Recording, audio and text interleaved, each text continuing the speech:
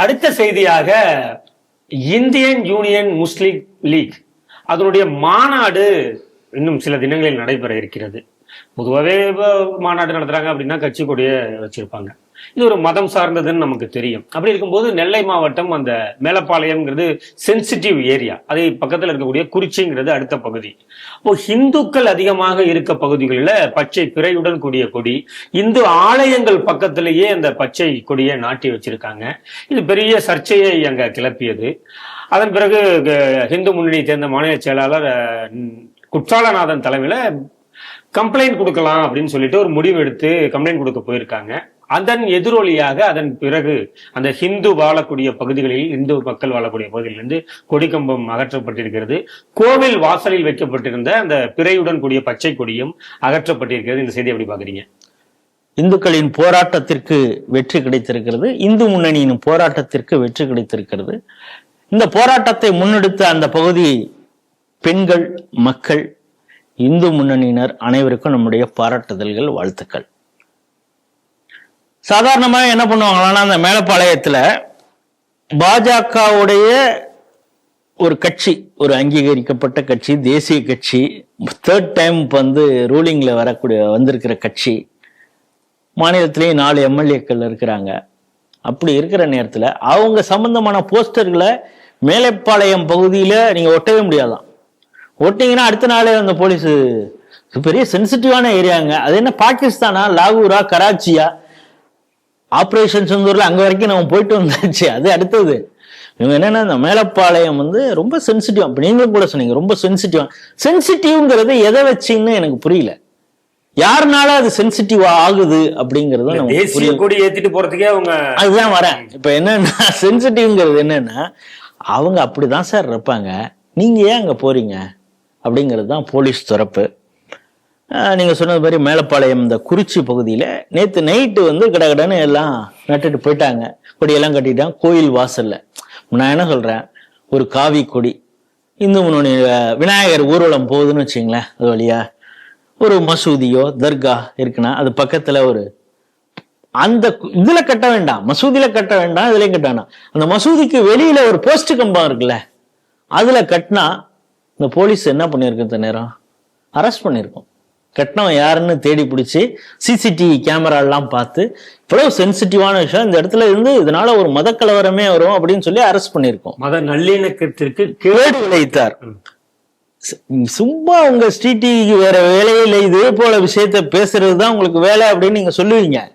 ஆனா என்னன்னா, முருக மாநாடு நடந்தது, எங்க பார்த்தாலும் போனாங்க. அதாவது ரூட்டே மாத்திருக்காங்க. ஐயோ அந்த பக்கமே எங்க இப்படி போனாதாங்க மதுரை சீக்கிரம் போலாம் அப்படின்னா, நீ சுத்திட்டு போ, அது எப்படிப்பட்ட ஏரியா, சுத்தமல்லி வழியா சுத்திட்டு போ, இந்த பக்கம் போக கூடாதுன்னு. அதே போல பாஜக இது நடந்திருக்கு. இந்த முருகன் மாநாட்டுக்காக இருந்தவங்க பல பேர் மீது வழக்கு பதிவு செய்யப்பட்டது. சில பேர் ஆர்கியூ பண்ணிருக்காங்க போலீஸ்ட, இப்படிதான் போகணும். அப்படின்னா மதநிலை, இப்ப நீங்க சொன்ன அந்த விஷயம் மத நிலையத்துக்கு ஊர் விளைவிக்கிறாங்க. ரோடு போட்டிருக்குங்கிறதுனால உன் வண்டியை அந்த பக்கமா எடுத்துட்டு போவியாடா அப்படின்னு சொல்லி அவன் மேல கேஸ் போட்டிருக்காங்க.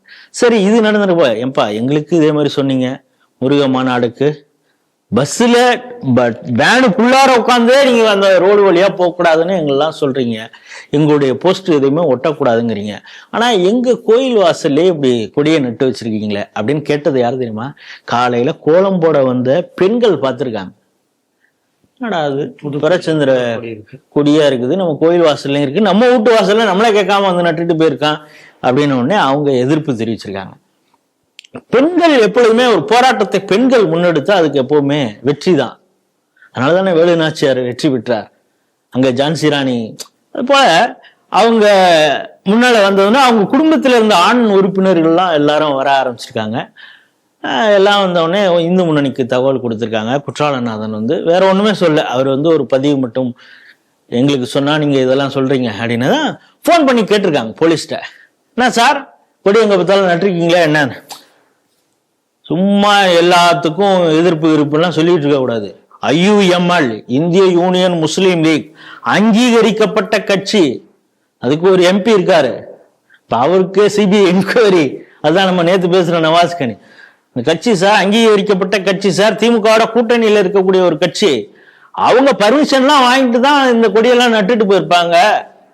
அதுக்கு வந்து எதிர்ப்புன்னு சொல்லிட்டு தெரிஞ்சிட்டு இருக்கீங்க அப்படின்ன உடனே, சார் ரொம்ப நல்லது சார், அவங்க என்ன மாதிரியான அனுமதி வாங்கியிருக்காங்கன்னு தெரிஞ்சீங்கன்னா நாளைக்கு எங்க மாநாடு எங்களுடைய கூட்டம் அப்படின்னா அவங்க எப்படி கொடுத்து மனு கொடுத்து வாங்கியிருக்காங்களோ அதே மாதிரி நாங்களும் வாங்கிப்போம்ல சார், தயவுசெய்து சொல்லுங்க சார் சொல்லுங்க சார்னு அந்த ஐஎஸ்ட கேட்டிருக்காங்க.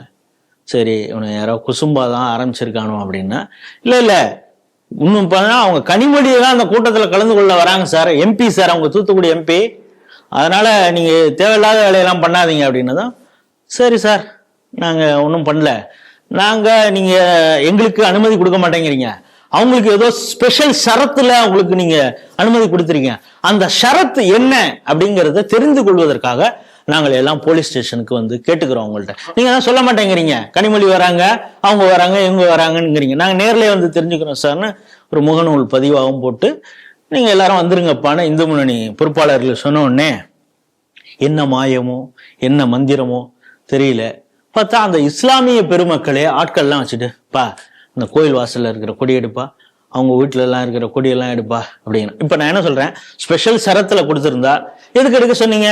இல்ல ஐயா அம்பேத்கர் வரையறுத்த அந்த எதுவும் வருது, அதான் அதை தெரிஞ்சுக்கிறதுக்கு தான் போலான்னு இந்து முன்னணி இருந்திருக்கு. அவங்க ஒன்னும் கேட்டிருக்காங்க, எங்க 2022 நாட்டுடைய 75வது சுதந்திர ஆண்டு கொண்டாடினாங்க, அதுக்காக வந்து தேசபக்தியை வலியுறுத்தும் விதமாக தேசிய கொடி ஏந்தி ஊர்வலம் போறப்ப அது வந்து ஒரு பாகிஸ்தான் மாதிரி அந்த பக்கமே போகக்கூடாதுன்னு எங்களை நீங்க தடுத்த நீங்க எங்க வீட்டு வாசல்ல எப்படி இந்த நாடு வேண்டாம் அப்படின்னு சண்டை போட்டு பிரிவினைக்கு காரணமாக இருந்த அந்த முஸ்லீம் லீக்கு அதோட கூட எங்க வீட்டு வாசல்ல எங்க கோயில்லையும் நிறுத்திங்களான்னு கேட்ட உடனே தான் நீக்கியிருக்காங்க.